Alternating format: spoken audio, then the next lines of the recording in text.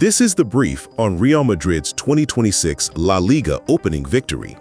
Well, manager Jose Mourinho's highly anticipated return to the Spanish soccer giants kicked off with a really gritty 2-1 away win against Espanyol, immediately exposing the huge tactical challenges facing his squad of superstars.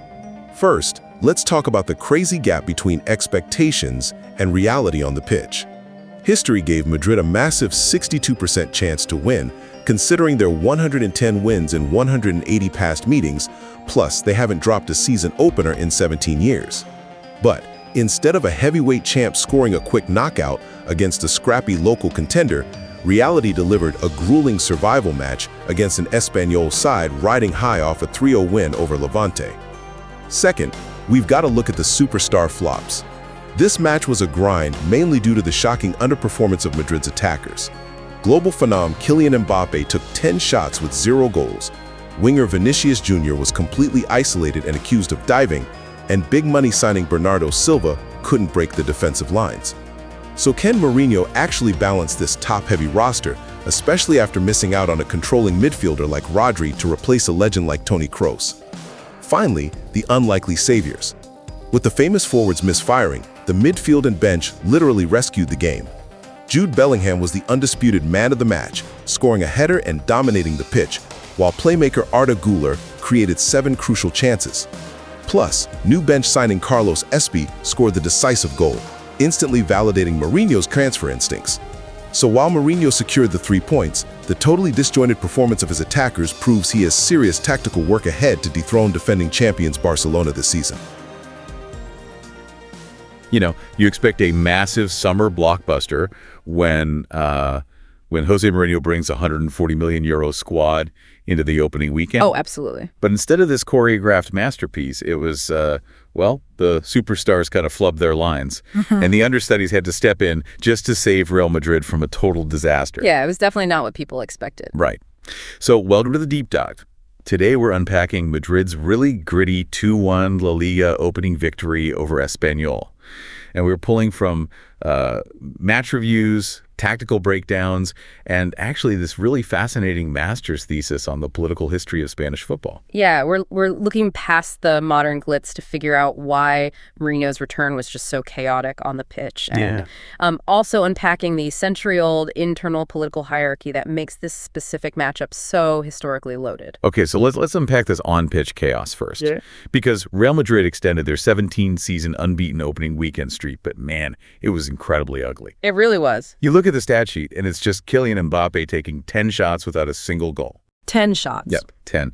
And then Vinicius Junior is completely isolated on the left, and Bernardo Silva is just looking lost out there. Well, it wasn't just bad luck or an off day, though. I mean, Espanyol essentially built a brick wall. Right, a very intentional one. Exactly. They deployed this relentless, deeply disciplined, low block, and they intentionally choked the midfield half spaces. Wow. So that structural discipline meant Silva just couldn't thread passes through the center. Which left Vinicius stranded, right? Stranded out wide with 2 defenders constantly overlapping him. Yeah. And it also forced Mbappe to take these low percentage, desperate shots from outside the box rather than, getting clean service inside. Okay, so Mourinho's problem isn't a lack of talent. I mean, they just broke the bank for Yan Diomande. Right. It's a mechanical issue.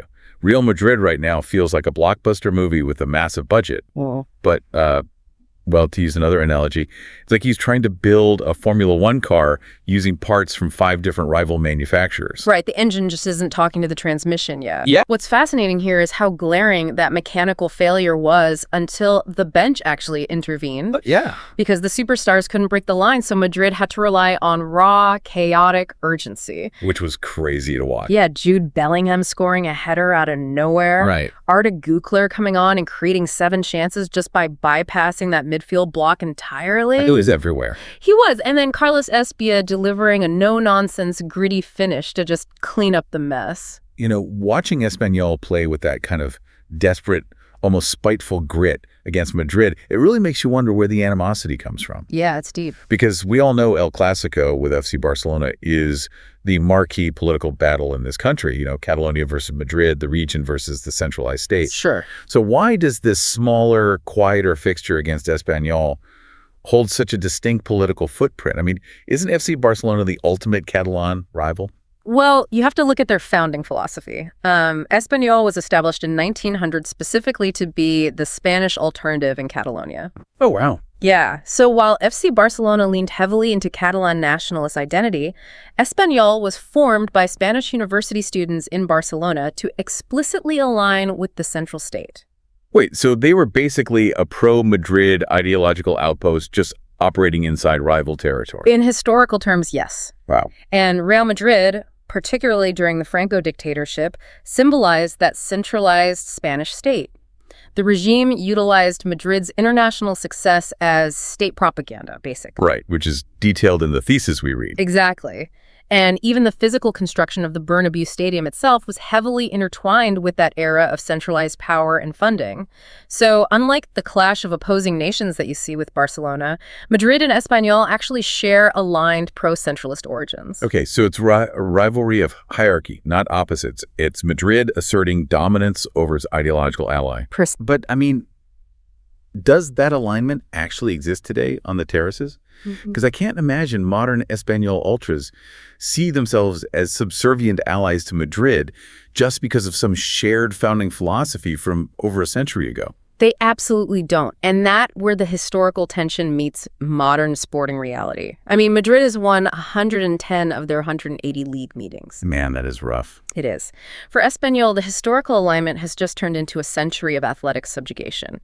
They might share a centralist origin, but on the pitch, Espanyol is constantly fighting to prove they are more than just the capital's weaker sibling in Catalonia.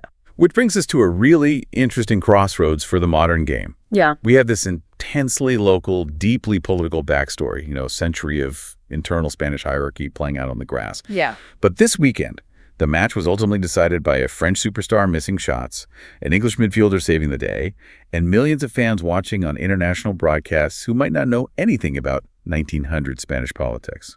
Right. It raises an important question about the soul of modern football. These clubs were built on intensely local, politically charged histories.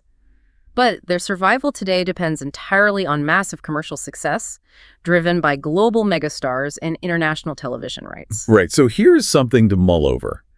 As these massive clubs continue to grow, recruiting players and fans from every corner of the earth, do these century-old political rivalries, like the centralist origins of Espanyol and Real Madrid, actually still matter to a new generation of global fans? Or have those complex, gritty histories just become a romantic marketing backdrop for selling jerseys?